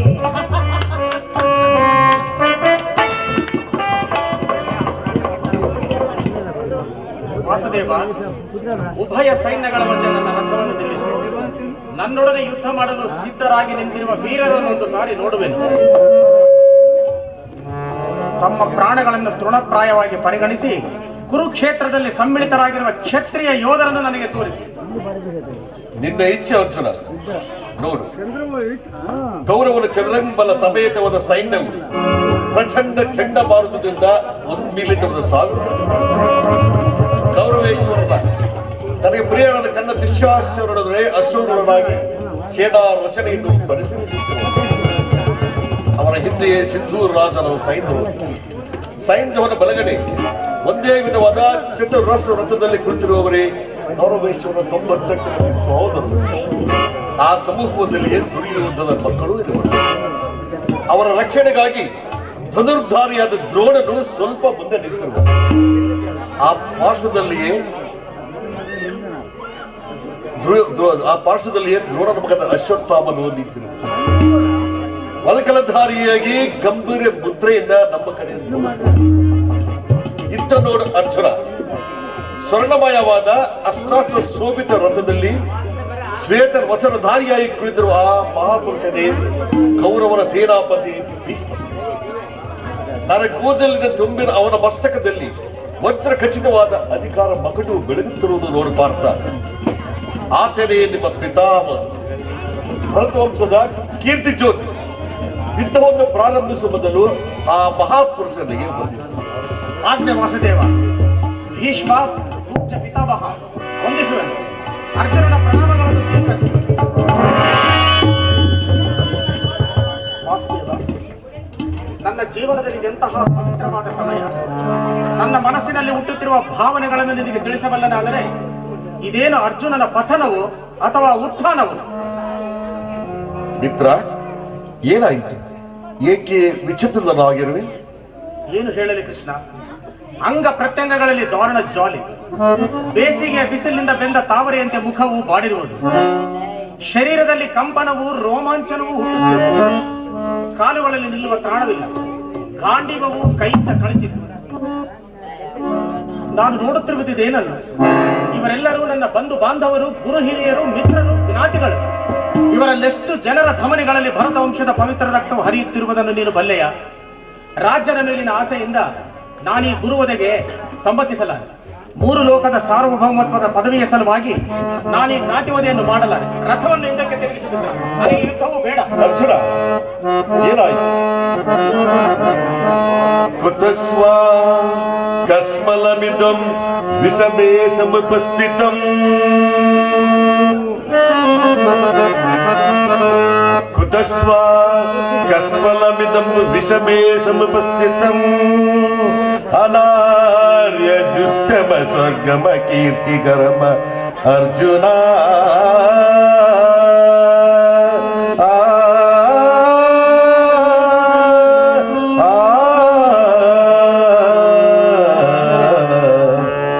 ಅರ್ಜುನ, ಈ ವಿಷಮಾವಸರದಲ್ಲಿ ಇಂತಹ ಕಸ್ವಲ ಭಾವವು ನಿನ್ನಲ್ಲಿ ಹೇಗೆ ಹುಟ್ಟಿತು? ಕ್ಷತ್ರಿಯ ವೀರನಾಗಿ ಅನಾರ್ಯನಂತೆ ವರ್ತಿಸುವೆಯ? ತೆರೆದ ಸ್ವರ್ಗದ ಬಾಗಿಲನ್ನು ನಿರಾಕರಿಸಿ ನರಕದ ಮಾರ್ಗವನ್ನು ಹಿಡಿಯಬೇಡ. ನರದಂತೆ ಹೆಸರಾಗಿ ಹೇಡಿ ಎಂಬ ನಿಂದೆಯನ್ನು ನೀನು ಸಹಿಸಲಾಗ. ಈ ದೌರ್ಬಲ್ಯವನ್ನು ಬಿಟ್ಟು ಯುದ್ಧಕ್ಕೆ ಸಿದ್ಧರಾಗ ಪಾರ್ಥ.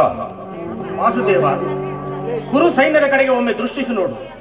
ಭೀಷ್ಮನು ನನ್ನ ಪೂಜ್ಯ ಪಿತಾಮಹ, ಆಚಾರ್ಯ ದ್ರೋಣರು ನನಗೆ ಅಸ್ತ್ರ ಶಿಕ್ಷಣವನ್ನು ಕೊಟ್ಟ ಗುರು. ಪೂಜ್ಯಾರ್ಹರಾದ ಇವರ ಮೇಲೆ ಬಾಣವನ್ನು ಕೊಡುವುದೇ? ಗುರುವಧೆಯಿಂದ ಲಭಿಸುವ ಸಂಪತ್ತಿಗಿಂತ ಭಿಕ್ಷಾವೃತ್ತಿಯೇ ಶ್ರೇಯಸ್ಕರವು. ಬಂಧು ಬಾಂಧವರ ರಕ್ತದಿಂದ ತೊಳೆದ ರಾಜ್ಯ ಭೋಗವನ್ನು ಅನುಭವಿಸುವ ಇಚ್ಛೆಯೂ ನನಗಿಲ್ಲ. ಶಾಶ್ವತವಾದ ಧರ್ಮವನ್ನು ನಾಶ ಮಾಡಲು ಅಶಾಶ್ವತವಾದ ರಾಜ್ಯ ಲೋಭಕ್ಕೊಳಗಾಗಲು ನನಗಿಚ್ಛೆ ಇಲ್ಲ. ಹಲವರು ಬಂಧುಗಳು, ಹಲವರು ಮಿತ್ರರು, ಪುತ್ರರು, ಮಿಕ್ಕವರು, ಇವರೆಲ್ಲರೂ ಸ್ವಾರ್ಥಕ್ಕಲ್ಲವೇ ನಡೆದು ವಂದಿಸಿ. ಕೃಷ್ಣ, ಇವರೆಲ್ಲರೂ ಸ್ವಾರ್ಥಕ್ಕಲ್ಲವೇ ನಡೆದು ವಂದಿಸಿ ಧರೆಯ ನಾಳಲೇ ಏಕಚಕ್ರದಿ ಧರ್ಮ ವೃಕ್ಷಾನ್ನವು ಒಪ್ಪದೆ ಕೃಷ್ಣ.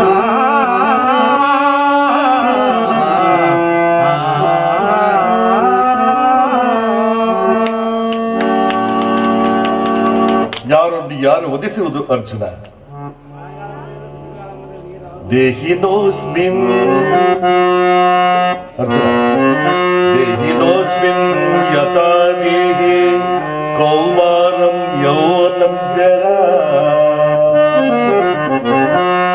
ದೇಹಿನೋಸ್ಮಿನ್ ಯಥಾ ದೇಹಿ ಕೌಮಾರಂ ಯೌವನಂ ಜರಾ. ತದ ದೇಹಾಂತರ ಪ್ರಾಪ್ತಿಸ್ತತ್ತನ ಮುಯ್ಯತೆ. ವಾಸಾಂಸಿ ಜೀರ್ಣಾನಿ ಯಥಾ ವಿಹಾಯ ನವಾನಿ ಗ್ರಹಣತಿ ನರೋಪರಾಣಿ. ತಥಾ ಶರೀರಾಣಿ ವಿಹಾಯ ಜೀರ್ಣ ನಾನ್ಯಾದಿ ಸಂಯಾತಿ ನವಾನಿ ದೇಹಿ. ನಾನ್ಯಾದಿ ಸಂಯಾತಿ ನವಾನಿ ದೇಹಿ. ಅರ್ಜುನ, ಅಳಿವಿಲ್ಲದ ಆತ್ಮವನ್ನು ವಧಿಸುವುದು ಅಸಂಭವ. ಮನುಷ್ಯನು ಹರಿದು ಹೋದ ಬಟ್ಟೆಗಳನ್ನು ಬಿಸಿದು ಹೊಸ ಬಟ್ಟೆಗಳನ್ನು ಧರಿಸುವಂತೆ ಆತ್ಮನು ಜೀರ್ಣವಾದ ದೇಹವನ್ನು ತ್ಯಾಗ ಮಾಡಿ ಬೇರೊಂದು ದೇಹವನ್ನು ಆಯಿಸಿದನು. ಮರಣವು ದೇಹದ ನಾಶ, ಅವಿನಾಶಿಯಾದ ಆತ್ಮದ ಅವಸಾನವಲ್ಲ. ದೇಹಕ್ಕೆ ಬಾಲ್ಯ, ಯೌವನ, ವಾರ್ಧಿಕಾದ ಅವಸ್ಥೆಗಳು ಪ್ರಾಪ್ತವಾಗುವಂತೆ ಮಹಾನವನಿಗೆ ದೇಹಾಂತರ ಪ್ರಾಪ್ತಿಯು ಸಹಜವಾದದ್ದು. ಪಂಡಿತನಾದವನು ಇದಕ್ಕಾಗಿ ಚಿಂತಿಸುವುದಲ್ಲ.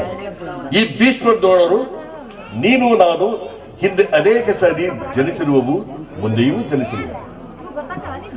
ಅವಶ್ಯವಾಗಿ ಆಗಬೇಕಾದದಕ್ಕೆ ಮೂಡದಂತೆ ಚಿಂತಿಸಿ ಫಲವೇನು? ಜನ್ಮ ಮೃತ್ಯುಗಳು ಆತ್ಮನ ಅನಂತ ಪ್ರವಾಸದ ಎರಡು ಅಂತ್ಯಗಳು. ಹುಟ್ಟಿದವನಿಗೆ ಮರಣವು, ಮೃತನಿಗೆ ಪುನರ್ಜನ್ಮವು ಮೊದಲೇ ನಿಶ್ಚಿತವಾಗಿರುವುದು. ಅವಶ್ಯವಾಗಿ ಆಗಬೇಕಾದದಕ್ಕೆ ಮೂಡದಂತೆ ಚಿಂತಿಸಿ ಫಲವೇನು? ಅಸ್ತ್ರಗಳನ್ನು ಧರಿಸು, ಕರ್ಮಯೋಗಿಸು, ಈ ಸ್ವಧರ್ಮವನ್ನು ಪಾಲನೆ ಮಾಡೋ ಅರ್ಜುನ. ವಾಸುದೇವ, ಯುದ್ಧದ ಹೆಸರೆತ್ತಿದರೆ ನನ್ನ ಹೃದಯವು ಕಂಪಿಸತೊಡಗುವುದು. ದುಸ್ಸಹ ಶೈತ್ಯಾಧಿಕ್ಯದಿಂದ ಸರ್ವಾಂಗಗಳು ನಿಶ್ಚೇಷ್ಟಿತವಾಗುವುದು.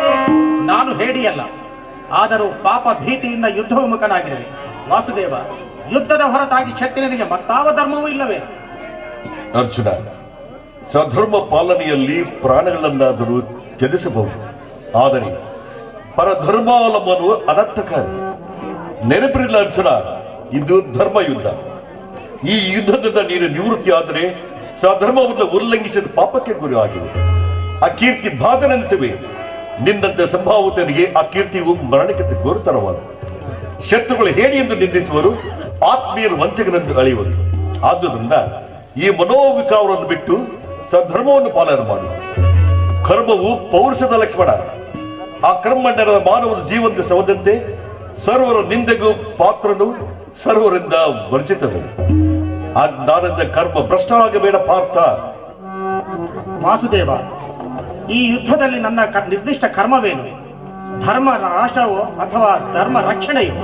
ಉಭಯ ಭ್ರಷ್ಟನಾಗದಂತೆ ನನಗೊಂದು ದಾರಿಯನ್ನು ತೋರಿಸಿ ಮಹಾಮಹಿಮ. ಕರ್ಮಣ್ಯೇವಾಧಿಕಾರಸ್ತೆ ಮಾ ಫಲೇಷು ಕದಾಚನ. ಕರ್ಮಣ್ಯೇವಾಧಿಕಾರಸ್ತೆ ಮಾ ಫಲೇಷು ಕದಾಚನ. ಮಾ ಕರ್ಮ ಫಲಹೇತುರ್ಭೂಃ ಮಾದೇ ಸಂಗೋಷ್ವ ಕರ್ಮಣಿ. ಮಾದೇ ಸಂಗೋಷ್ವ ಕರ್ಮಣಿ. ಅರ್ಜುನ, ಕರ್ಮವು ಮಾನವನ ಜೀವನದ ರಾಜಮಾರ್ಗ. ನೀನೀಗ ಕರ್ಮ ತತ್ಪರವಾಗು. ಫಲಾಫಲಗಳನ್ನು ಚಿಂತಿಸದೆ ನಿರ್ದಿಷ್ಟ ಕರ್ಮವನ್ನು ಆಚರಿಸು. ಏಕೆಂದರೆ ಮಾನವನು ಕರ್ಮಕ್ಕೆ ಮಾತ್ರ ಅಧಿಕಾರಿ, ಫಲವು ಅವನ ಅಧೀನವಲ್ಲ. ಅನಾಸಕ್ತಿ ಚಿತ್ತನಾಗಿ ಸಿದ್ಧಿ ಅಸಿದ್ಧಿಗಳಲ್ಲಿ ಸಮಾನ ಭಾವನೆಯಿಂದ ಕಾರ್ಯಾಚರಣೆ ಮಾಡುವುದೇ ಮಾನವ ಕರ್ತವ್ಯ. ಅಸ್ತ್ರಗಳನ್ನು ಧರಿಸಿ ಕರ್ಮಯೋಗಿ ಎನಿಸು. ಇಹದಲ್ಲಿ ಕೀರ್ತಿಯನ್ನು, ಪರದಲ್ಲಿ ಸ್ವರ್ಗವನ್ನು ಪಡೆಯುವ. ನಿನ್ನ ದಿವ್ಯವಾಣಿಯಿಂದ ನನ್ನ ಹೃದಯದೊಳಗಿನ ಪ್ರಸಕ್ತ ಪ್ರಜ್ಞೆಯನ್ನು ಎಚ್ಚರಗೊಳಿಸಿದ ನೀನು ಯಾರು? ಏ ಯೋಗೀಶ್ವರ, ಈ ಯುದ್ಧದಲ್ಲಿ ನಿನ್ನ ನಿರ್ದಿಷ್ಟ ಕರ್ಮವೇನು? ಅರ್ಜುನ, ನೀನು ನಾನು ಅನೇಕ ಸಾರಿ ಇಹಲೋಕದಲ್ಲಿ ಜನ್ಮಗ್ರಹಣ ಮಾಡಿರುವುದು. ನನಗೆ ಅವುಗಳ ನೆನಪಿರುವುದು, ನಿನಗಿಲ್ಲ. ನಾನು ಜನ್ಮ ಜನಾಯಿತನು, ಅವ್ಯಯಾತ್ಮನು, ಪಂಚಭೂತಗಳೊಡೆಯನು. ಯಾವಾಗ ಧರ್ಮದ ಪತನವು, ಅಧರ್ಮದ ಉದ್ಧಾರವೂ ಆಗುವುದು, ಆಗ ನಾನು ಭೂಮಿಯಲ್ಲಿ ಜನ್ಮಗ್ರಹಣ ಮಾಡಿದ್ದೇನೆ. ಸಜ್ಜನರ ಪಾಲನೆ, ದುಷ್ಟರ ನಾಶ, ಧರ್ಮ ಸಂಸ್ಥಾಪನೆ ಇವೇ ನನ್ನ ಅವತಾರದ ಉದ್ದೇಶಗಳು. ಯದಾ ಯದಾ ಹಿ ಧರ್ಮಸ್ಯ ಗ್ಲಾನಿರ್ಭವತಿ ಭಾರತ. ಯದಾ ಯದಾ ಹಿ ಧರ್ಮಸ್ಯ ಗ್ಲಾನಿರ್ಭವತಿ ಭಾರತ. ಅಭಿಜ್ಞಾನಮ ಧರ್ಮಸ್ಯ ತದಾತ್ಮಾನಂ ಸೃಜಾಮ್ಯಹಂ. ಅಭಿಜ್ಞಾನಮ ಧರ್ಮಸ್ಯ ತದಾತ್ಮಾನಂ ಸೃಜಾಮ್ಯಹಂ. ವಾಸುದೇವ, ನಿನ್ನ ಅವತಾರದ ಗುಣಗಳೇನು? ಅವುಗಳನ್ನು ತಿಳಿಯುವ ಬಗೆ ಹೇಗೆ? ನನಗೆ ಉತ್ತರವನ್ನು ಕರುಣಿಸು ಮಹಾಮಹಿಮ. ಅರ್ಜುನ, ನಾನು ಮಾಯಾವರು. ದರಿದ್ರ ಎನಿಸಿ ಸರ್ವ ಪ್ರಪಂಚವಲ್ಲ ಧಾರಣ ಮಾಡಿದನು. ಜಲರೂಪದಿಂದ ಪ್ರಾಣಿಗಳಿಗೆ ಜೀವನವನ್ನು ಕೊಡಿದನು. ಅಗ್ನಿಮಯವಾಗಿ ಅವಳ ಶಕ್ತಿಯನ್ನು ವರ್ಧಿಸುವನು. ವಾಯುವಂಶ ಚಲಿಸುವನು. ಆಕಾಶವರ್ಷ ವಿಶ್ವ ಜಗತ್ತನ್ನೆಲ್ಲ ವ್ಯಾಪಿಸಿರಬನು. ಮನೋಬುದ್ಧ ಅಹಂಕಾರ ತ್ರಿಗುಣಾತ್ಮಕ ರೂಪದಿಂದ ಮಾನವನ ಪ್ರಜ್ಞೆಯನ್ನು ಜಾಗೃತಗೊಳಿಸಿ ಆತ್ಮ ವಿಕಾಸದ ರಾಜಪಥದಲ್ಲಿ ನಡೆಸುವನು. ಸರ್ವಶ್ರೇಷ್ಠವು, ಸರ್ವೋತ್ತರವೇ ಪರಾವಸ್ತುವು ನಾನು. ದಾರದಲ್ಲಿ ಮಣಿ ಸಮೂಹ ಪೋಲಿಸಲ್ಪಟ್ಟಂತೆ ಈ ವಿಶ್ವ ಜಗತ್ತು ನನ್ನಲ್ಲಿ ಪ್ರೋತವಾಗಿರುವುದು. ನೀರಿನಲ್ಲಿ ರಸಾತ್ಮಕ ನಾನು. ವೇದಗಳಲ್ಲಿ ಓಂಕಾರವೂ ನಾನು, ಮನುಷ್ಯನ ಪೌರುಷವೂ ನನ್ನದು, ಸಮಸ್ತ ಭೂತಗಳ ಆದಿ ಕಾರಣವೂ ನಾನು. ಅರ್ಜುನ, ನಾನು ದೇವತೆಗಳಲ್ಲಿ ಇಂದ್ರನು, ವೇದಗಳಲ್ಲಿ ಸಾಮವು, ಶಂಕರಲ್ಲಿ ರುದ್ರಲ್ಲಿ ಶಂಕರನು, ಪರ್ವತಗಳಲ್ಲಿ ಭೃಗುವು, ಋಷಿಗಳಲ್ಲಿ ಭೃಗುವೂ ಆಗಿರುವುದು. ನನ್ನ ವಿಭೂತಿಗಳು ಅಗಂಡ್ಯ, ಅನಂತ, ಅಬೋಧ. ಅದರಲ್ಲೊಂದು ಅಲ್ಪಾಂಶದಿಂದ ಜಗತ್ತಿನ ಸೃಷ್ಟಿ ಸ್ಥಿತಿ ಪ್ರಳಯಗಳು ಪ್ರಾರಂಭವಾಯಿತು. ವಾಸುದೇವ, ನಿನ್ನೀ ನುಡಿಗಳಿಂದ ನನ್ನ ಮೋಹವು ನಾಶವಾಯಿತು, ಹೃದಯದೊಳಗಿನ ಅಂಧಕಾರವು ಅರಿಯಿತು. ಏ ಯೋಗೀಶ್ವರ, ನಿನ್ನ ಈಶ್ವರ ರೂಪವನ್ನು ತೋರಿಸಿ ನನ್ನನ್ನು ಕೃತಾರ್ಥನನ್ನಾಗಿ ಮಾಡು. ಕಥಾಸ್ತಿ ನಂದು ಸಂಹಾರ ಮೂರ್ತಿಯ ದರ್ಶನವನ್ನು ಮಾಡು. ಕರಾಳ ಕಾಲ ಸ್ವರೂಪನು ನಾನು. ಕುರುಕ್ಷೇತ್ರದಲ್ಲಿ ಸಮ್ಮಿಳಿತರಾಗುವ ಸಮಸ್ತ ಯೋಧರನ್ನು ಒಂದೇ ಸರಿ ಅಪೋಷಣ ಮಾಡಿ ನನ್ನ ಉದರದಲ್ಲಿ ಧರಿಸಿಕೊಳ್ಳುವುದು. ನೀನು ನಿಮಿತ್ತ ಮಾತ್ರಕ್ಕೆ ನನಗೆ ಸಹಾಯಕನಾಗು. ಯುದ್ಧದಲ್ಲಿ ಜಯಶಾಲಿಯಾಗಿ ಕೀರ್ತಿಯನ್ನು ಗಳಿಸಿ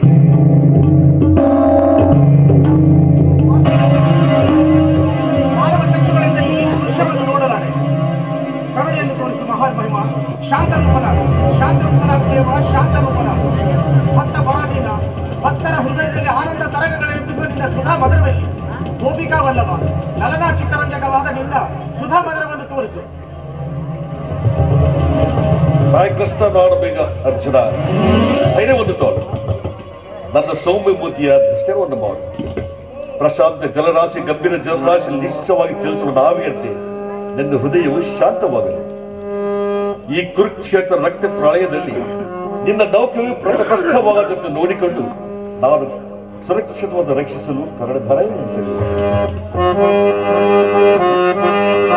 ಪರಿತ್ರಾಣಾಯ ಸಾಧೂನಾಂ ವಿನಾಶಾಯ ಶತ್ರುಸ್ಮೃತಾಂ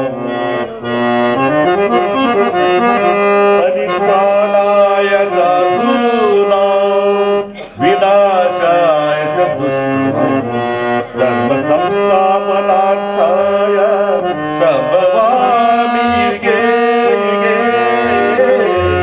ಸಂಭವಾಮಿ ಯುಗೇ ಯುಗೇ.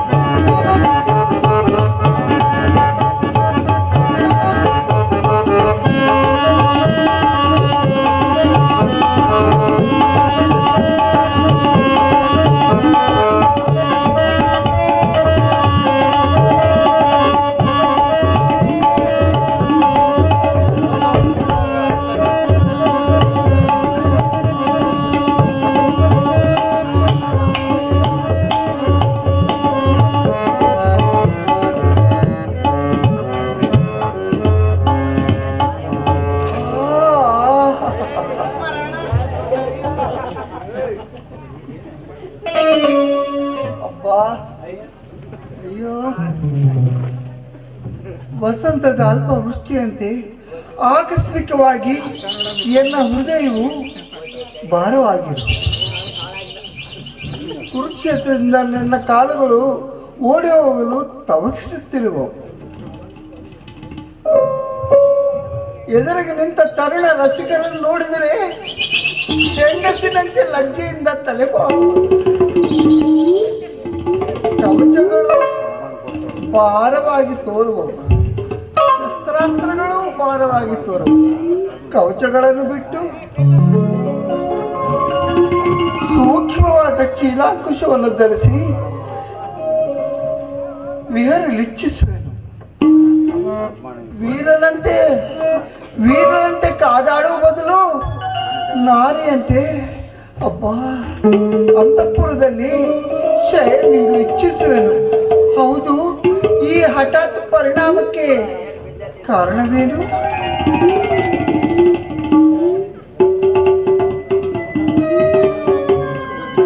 ಆಗಲೇ ಪ್ರಾರಂಭವಾಗಿರುವುದು. ಉತ್ತೇಜಕವಾದ ಮಾತುಗಳಿಂದ ಇವನ ಪೂರ್ವ ಸ್ಮೃತಿಯನ್ನೆಚ್ಚರಗೊಳಿಸಿ ಈ ರಣಯಜ್ಞದ ಮಹಾಬಲಿಯನ್ನು ಮುಗಿಸುವೆನು. ಇದು ಪುನಃ ಯಾರೋ ಬಂದರು. ಈ ಕುರುಕ್ಷೇತ್ರದಿಂದ ಪಲಾಯನ ಮಾಡಲು ದಾರಿ ಇಲ್ಲವೇ?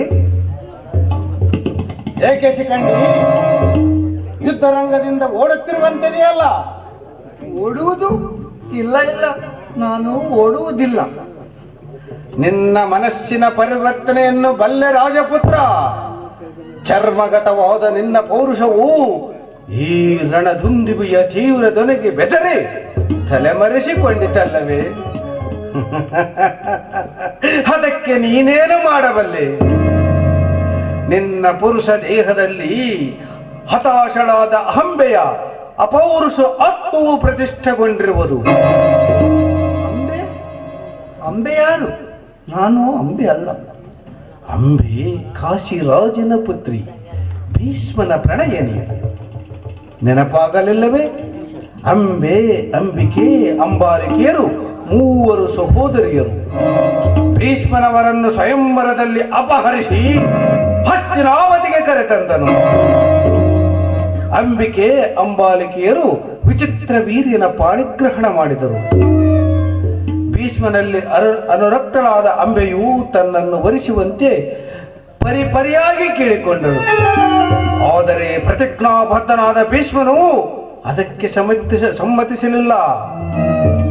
ಆಶಾಹತಳಾದ ಅಂಬೆಯು ಮಹಾದೇವನನ್ನು ಕುರಿತು ತಪಸ್ಸನ್ನು ಆಚರಿಸಿ ಮುಂದೆ ಜನ್ಮಾಂತರದಲ್ಲಿ ಸ್ತ್ರೀಯಾಗಿ ಹುಟ್ಟಿ ಪುರುಷ ರೂಪದಿಂದ ಭೀಷ್ಮನನ್ನು ವಧಿಸುವಂತೆ ವರವನ್ನು ಪಡೆದಳು. ಅಂಬೆಯೇ ಈ ಶಿಖಂಡಿ. ನಿಲ್ಲಿಸು, ನಿಲ್ಲಿಸು. ವಿಸ್ಮೃತಿಯ ಅಂಧಕೂಪದಲ್ಲಿ ಮಿಂಚಿನ ಆರೋಪವನ್ನು ಮಾಡಬೇಡ. ಅಂಬೆ, ಅಂಬೆ, ಚರಿತ್ರೆಯನ್ನು ಕೇಳುವುದರಿಂದ ಈ ಶಿಖಂಡಿಗೆ ಯಾವ ಲಾಭವೂ ಇಲ್ಲ. ನಿನ್ನನ್ನು ಬಿಡುವುದಿಲ್ಲ ರಾಜಪುತ್ರಿ. ಏಕೆ? ನನ್ನ ಸ್ಪರ್ಶದಿಂದ ಚಮಕಿತನಾಗಲು ಕಾರಣವೇನು? ಬಿರುಗಾಳಿಗೆ ಸಿಕ್ಕ ಬಾಳೆಯ ಮರದಂತೆ ನಿನ್ನ ದೇಹವು ಕಂಪಿಸುತ್ತಿರುವುದು. ಈಗಲಾದರೂ ತಿಳಿಯಿತೆ, ನೀನು ಶಿಖಂಡಿಯಲ್ಲ, ಅಂಬೆ, ಪುರುಷ ದೇಹಧಾರಣಿಯಾದ ಸ್ತ್ರೀ. ನಾನು ಅಂಬೆ ಅಲ್ಲ. ಅಂಬೆ ಎಂದೋ ಸತ್ತಳು. ಅಂಬೆ ಅಗ್ನಿಗೆ ಆಹುತಿಯಾದ. ಅಂಬೆ ಸಾಯಲಿಲ್ಲ. ಅವಳ ದೇಹವು ಭೀಷ್ಮನ ಮರಣವನ್ನು ಹಾರೈಸುತ್ತಿರುವುದು. ನಿನ್ನ ನಿನ್ನ ನಿನ್ನ ಶಪಥ ನೆನಪಿರಲಿ ಕ್ಷತ್ರಿಯ ನಂದನಿ. ನಿನ್ನ ಜೀವನದ ಕನಸನ್ನು ಭಂಗ ಮಾಡಿ ನಿನ್ನ ಯೌವನದ ಆನಂದ ಸುದೆಯಲ್ಲಿ ವಿಷವನ್ನು ತುಂಬಿದ ಆ ಘಾತುಕನನ್ನು ಕ್ಷಮಿಸುವೆಯಾ? ಅಂಬೆಯು ಭೀಷ್ಮನ ಪ್ರಣಯಿ. ಅವಳು ಸ್ವಯಂವರದಲ್ಲಿ ಪರಿಕೃತಳಾದವಳು. ನಾರಿ ಯಾವಾಗಲೂ ತನ್ನ ಪ್ರಿಯನನ್ನು ಕೊಂದುವುದಿಲ್ಲ. ತನ್ನ ಪ್ರಿಯತಮಗಾಗಿ ದೇಹವನ್ನಾದರೂ ತ್ಯಾಗ ಮಾಡುವಳು. ಪ್ರೇಮದ ಪರ್ಯಾವಸನವೇ ಹಿಂಸೆ ಅಲ್ಲ, ತ್ಯಾಗ. ಬಲಾತ್ಕಾರದಿಂದ ಅಪಹರಿಸಿದುದರ ಹೆಸರು ಸ್ವಯಂವರವೆಂದು. ತಾನಾಗಿ ಕಾಮಿಸಿ ಬಂದ ಕನ್ಯೆಯನ್ನು ನಿರಾಕರಿಸುವುದು ಪ್ರಣಯದ ಲಕ್ಷಣವು. ನಾರಿಯು ಎಲ್ಲವನ್ನೂ ಸಹಿಸಬಲ್ಲಳು.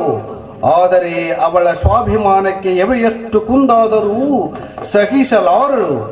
ಭೀಷ್ಮನು ನಿನ್ನ ಪ್ರಣಯವನ್ನು ಮಾತ್ರವಲ್ಲ, ನಿನ್ನ ಸ್ತ್ರೀತನವನ್ನೇ ನಿರಾಕರಿಸಿದನು. ದೇಹವನ್ನು ವಿಕ್ರಯಿಸಿ ಜೀವಿಸುವ ಗಣಿಕೆಯಂತೆ ನಿನ್ನನ್ನು ಕಂಡನು.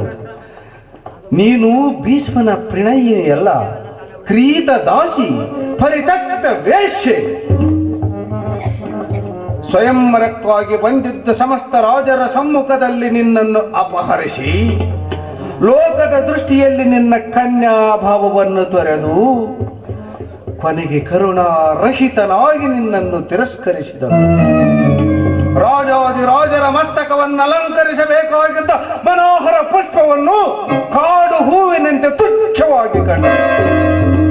ಏಕೆ ರಾಜನಂದಿನಿ, ನಿನ್ನ ಧಮನಿಗಳಲ್ಲಿ ಕ್ಷತ್ರಿಯ ರಕ್ತವು ಹರಿಯುತ್ತಿಲ್ಲವೇ? ಹೇಳು, ನಿನ್ನ ಶಪಥವನ್ನು ಪೂರ್ಣ ಮಾಡು. ಇಷ್ಟೊಂದು ಅಪಮಾನವನ್ನು ನೀನು ಹೇಗೆ ಸಹಿಸಿಕೊಳ್ಳುವೆ? ಭಾರ್ಗವ ವಿಜಯಾದ ಭೀಷ್ಮನು ಇಂದು ಮಹಾದೇವನ ವರಪ್ರಸಾದದಿಂದ ರಣರಂಗದಲ್ಲಿ ನಿನ್ನಿಂದ ಹತನಾಗುವನು. ಭಾರ್ಗವ ವಿಜಯ ಭೀಷ್ಮನನ್ನು ಹತ ಮಾಡಿದ ಯಶಪುಷ್ಪವು ನಿನ್ನ ಮುಡಿಗೇರಲು ಕಾದಿರುವುದು. ನೀನು ಯಾರು ಸೇನಾನಿ? ಮೋಹ ವೇಷದಿಂದ ಕ್ಷಣಕಾಲ ಪ್ರಜ್ಞಲಾಗಿದ್ದಂತ ಈ ಅಂಬೆಯ ಆತ್ಮೆಯನ್ನು ಪುನಃ ಎಚ್ಚರಗೊಳಿಸಿದ್ದೀಯ. ಏ ಭೀಷ್ಮ, ಏ ದೇವವ್ರತ, ಪ್ರಾಣವಲ್ಲಭ, ಇಂದು ಧರ್ಮದಿಂದ ಕಠೋರ ಪ್ರತಿಜ್ಞೆಯಿಂದ ಬದ್ಧವಾದ ನಿನ್ನ ದೇಹದಿಂದ ನಿನ್ನ ಆತ್ಮವನ್ನು ಬೇರೆ ಮಾಡುವೆ. ನಿನ್ನ ಆತ್ಮದಿಂದ ನನ್ನ ಆತ್ಮವನ್ನು ಸೇರಿಸು. ಆಗ ನಮ್ಮ ಪ್ರಣಯಕ್ಕೆ ಯಾರೂ ಅಡ್ಡಿ ಇಲ್ಲ. ಬಾ, ಆಗ ಈ ಅಂಬೆಯ ಶಬ್ದವು ನೆರವೇರುವುದು.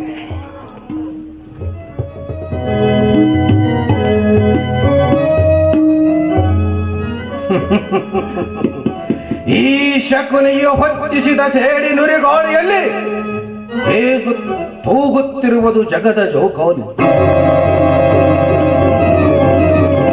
ಇನ್ನು ಕುರುಕ್ಷೇತ್ರದ ರಣಯಜ್ಞವು ಪ್ರಾರಂಭವಾಗುವುದು. ಕುರುಕ್ಷೇತ್ರದ ರಣಯಜ್ಞವು ಪ್ರಾರಂಭವಾಗುವುದು.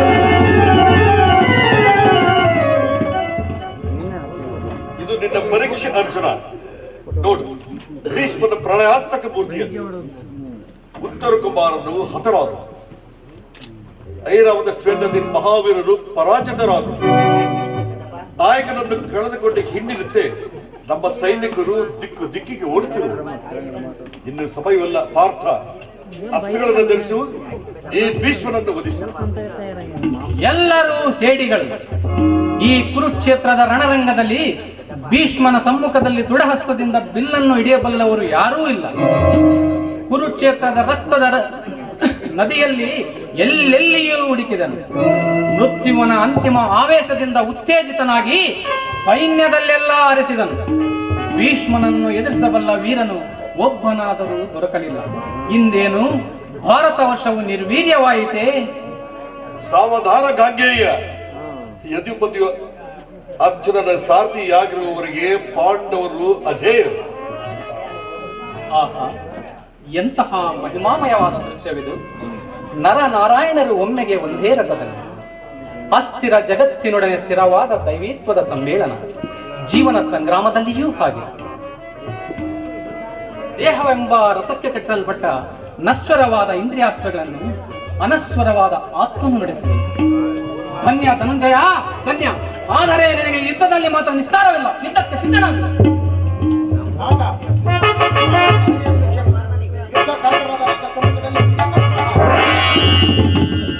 ಅರ್ಜುನ, ಈ ಮೃದು ಯುದ್ಧದಿಂದ ಯಾವ ಲಾಭವೂ ಇಲ್ಲ. ದೃಢಾಸ್ತನಾಗಿ ಅಂಬನ ಬಿಡು.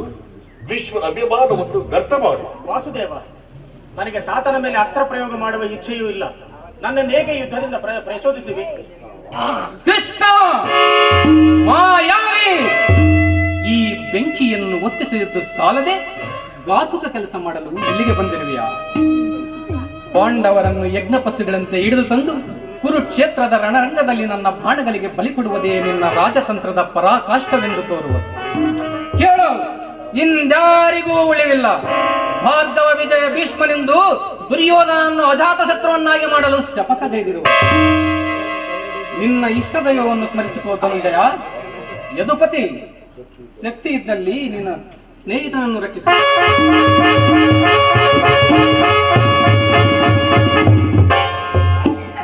ಅರ್ಜುನ, ನನ್ನ ದೇಹವು ಜನಿತವಾಗುತ್ತಿರುವುದು. ನೀನಿಂತಹ ಕಾಪುರುಷನೇ. ಹೋಗು, ನಿನ್ನ ಸಹಾಯವು ನನಗೆ ಬೇಡ. ಇಂದು ಕೃಷ್ಣನ ಪ್ರಸುಪ್ತ ಶಕ್ತಿಯು ಜಾಗೃತವಾಗಿ ಕುರುಕ್ಷೇತ್ರದಲ್ಲೊಂದು ನವ ಪ್ರಳಯವನ್ನು ಸೃಷ್ಟಿಸುವುದು. ಭೀಷ್ಮ, ಮರಣಕ್ಕೆ ಸಿದ್ಧನಾಗು. ಮಾಧವ, ಬಾ, ನನ್ನ ಮನೋಭೀಷ್ಟವನ್ನು ಪೂರ್ಣ ಮಾಡು. ಹೇ ಚಕ್ರಪಾಣಿ, ನಿನ್ನ ಆ ವೇಗವನ್ನು ನಾನು ಅಭಿನಂದಿಸುವೆನು. ನನ್ನನ್ನು ಸಂಹಾರ ಮಾಡು. ದೇವವ್ರತ ಭೀಷ್ಮನ ಕೀರ್ತಿ ಜ್ಯೋತಿಯು ನಿನ್ನ ಚಕ್ರದ ಜ್ವಲಂತ ಪ್ರಭಾ ಮಾಲಿಕೆಯಿಂದ ಪರಿವೇಷ್ಟಿತವಾಗಿ ದ್ವಿತೀಯ ಸೂರ್ಯನಂತೆ ಬೆಳಗಲಿ. ಪ್ರಭು, ನಾನು ಅಪೇಕ್ಷಿಸುವುದು ಇಂತಹ ಮರಣವನ್ನು. ಭಕ್ತನು ತಲೆಬಾಗಿ ನಿಂತಿರುವನು ಸಂಹಾರ ಮಾಡು. ಪ್ರಭು, ಯಾವ ಚರಣಗಳ ಸ್ಪರ್ಶದಿಂದ ನನ್ನ ಮಾತೆಯಾದ ಜಾಹ್ನವಿಯು ಸರ್ವ ಲೋಕ ಪಾವನೆ ಎನಿಸಿದಳೋ ಆ ಪದಪ್ರಾಂತದಲ್ಲಿ ನನ್ನ ಚಿನ್ನಮುಂಡಯಕ್ಕೆ ಆಶ್ರಯವನ್ನು ಕೊಟ್ಟು ನನ್ನ ಈ ಯುದ್ಧ ತೃಷ್ಣವನ್ನು ಶಾಂತ ಮಾಡು. ಶಾಂತನಾಗು ಮಹಾವೀರ. ಈ ಯುದ್ಧದಲ್ಲಿ ನೀನು ಹಸ್ತ್ರಧಾರಣ ಮಾಡುವುದಿಲ್ಲ ಎಂಬ ಪ್ರತಿಜ್ಞೆಯನ್ನು ಮರೆಯಬೇಡ. ನೀನು ಪಾಂಡವರ ಏಕಮಾತ್ರ ಗತಿ. ಅದೋ ಪ್ರತಿಜ್ಞೆ ಮಾಡಬೇಕು. ಹಿಂದೆ ಈ ಯುದ್ಧದಲ್ಲಿ ಭೀಷ್ಮನ ಪರಾಜಯವು ಖಂಡಿತ.